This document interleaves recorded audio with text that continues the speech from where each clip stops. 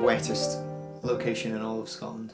This video is basically about my goals for 2025, so let's get straight into it. I want to hold myself accountable, so the fact that I'm making this video means that I should probably get more involved into what I want to do, but then also look back at this video and see what I can have achieved at the end of the year, if that makes sense. I currently run my own freelance photography business, Arcade Media. I'll leave a link to everything down below if you want to check out all the work I've done previously. You can see it all down there. But basically I kind of do anything and everything videography and photography wise. I'm more of a photographer, I prefer that, I enjoy that more. I like making videos and the editing is fun, but it's the color grading that I'm wanting to work more on this year in particular. That's the one thing that's sort of stopping me from doing more video, is that I know that I need to get better at editing, color grading videos. Editing photos and stuff, I do that all the time and I really enjoy that and I feel like I have a style now. But video, I know I need to work more on. So that's one of my goals for this year, which is get better at color grading. We'll add a list of things that I've talked about here. Second goal is to develop more of a customer base, of a client base. Try and get some more retaining clients that come monthly.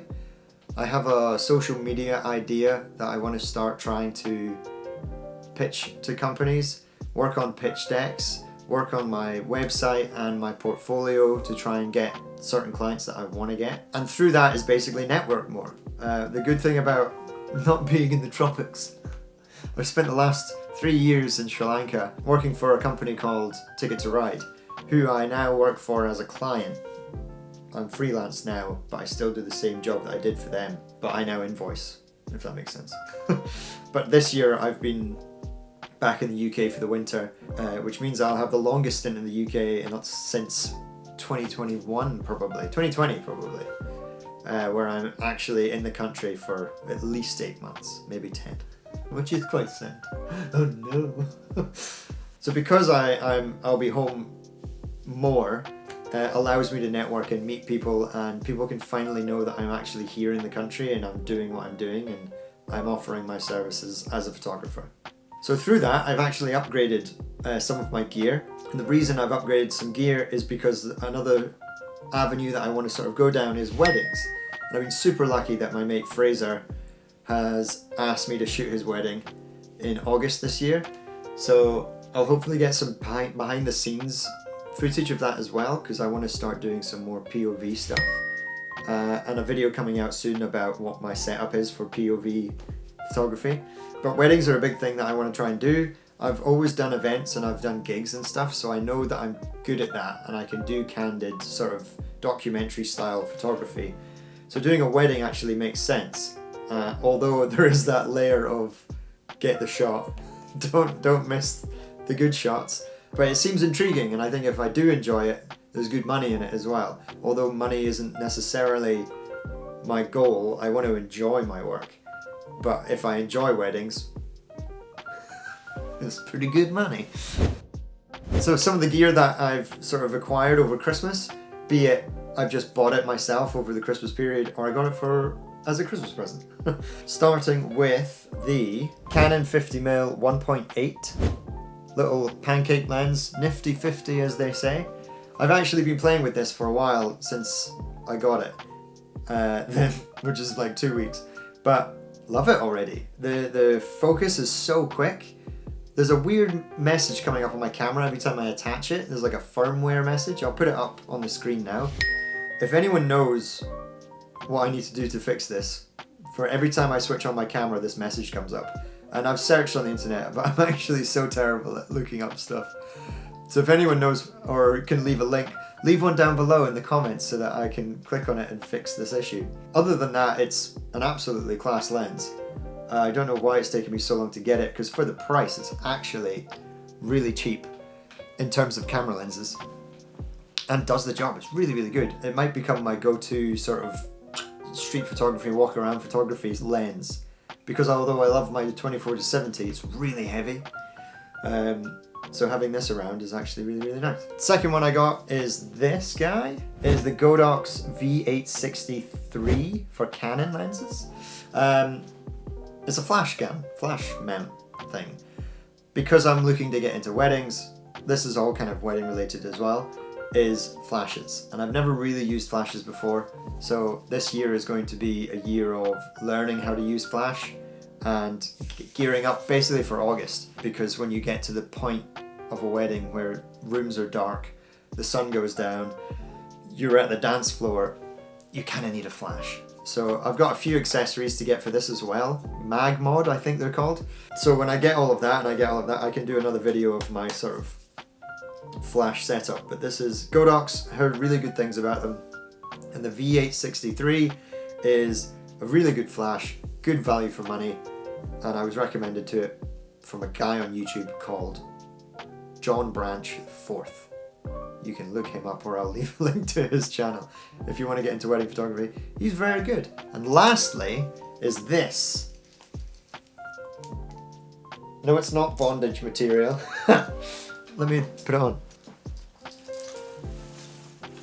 Look at this. Not really unknown to people that are in the industry, but this is the Holdfast Moneymaker dual strap camera strap. And it's basically like dual wielding some cameras, you know? Pow, pow, pow. It sort of hangs like this. It's cross-sectioned at the back. It hangs down here, or your camera hangs down here, and you've got some extra safety straps in case it falls off. But basically, I guess it just takes the weight off your hand or your shoulders or whatever by carrying it, and two at the same time, so I can have my 50mm. I'm looking to get an 80mm, or I can even have a 24-70 in my bag and then swap them out, bang. The idea is to sort of have like a Peak Design sling bag to go with this, so I have stuff on me at all times. Also, the flashes can go in that bag as well. But that's this is what I've bought. And I think this looks quite, I'm looking at myself now, this looks quite good. Could this be your wedding attire? Probably not. Maybe take the hat off. So that's all of the gear that I've got through the Christmas period, aiming to grow my business, grow my contacts, and my network, and see how it goes. My first full year as a freelance photographer wasn't full-time, it's still part-time, but I did quite well, and I was quite happy with how much the business made, and I was able to reinvest in the business with stuff like new lenses and flashes and stuff. So this year, my goal is to stay part-time, because I'm lucky enough that I have this client of Ticket to Ride, which is my monthly client. I do work for them every month. It's part-time work, but it's sustainable. So if I don't manage to get a job in a month, I'm actually okay, which is a really nice position to be in. And the goal is to try and get more clients that are paying the same, if not more, than Ticket to Ride, so that eventually I can actually not necessarily leave right away, but be in a more comfortable position that I can not really worry about, oh, I've got nothing to invest, or I can't buy any more gear, which is fine because you can always rent gear. But the goal is to create a business that is sustainable and that I can run on my own and not rely on having a fallback client like Ticket to Ride. I might have to get used to not surfing every winter and going to a tropical island, because the benefits of working for these guys are I get to do my South Africa trips, Sri Lanka trips, maybe Indonesia in April. We're manifesting that we're going to Indo, because I love taking pictures of surfing. I love surf photography, I love sports photography. That's another probable avenue that I want to go down. I've got a few contacts that I've been wanting to get in touch with, have got in touch with, waiting for replies this month about more surf and sports related photography. Hopefully that comes into fruition. But yeah, short little video talking to you, the camera and the audience. Thank you so much for everyone that has followed me so far. I want to get more into the video aspect of things as well, so making more YouTube videos is a goal. We'll add that up here as well. That makes me responsible to upload those videos and get them sorted and get them done, because I enjoy making these videos. It's just having the ideas that I want to make, as well as what is popular, I guess, or what people want to watch. So again, any suggestions? What do you want to see me make? What would you like to see on YouTube? Because I know it's so saturated right now. But leave them in the comments down below. Leave a like, subscribe, all those things. But yeah, thank you very much for watching, and see you in the next one. The endings are so awkward. Why? I don't know.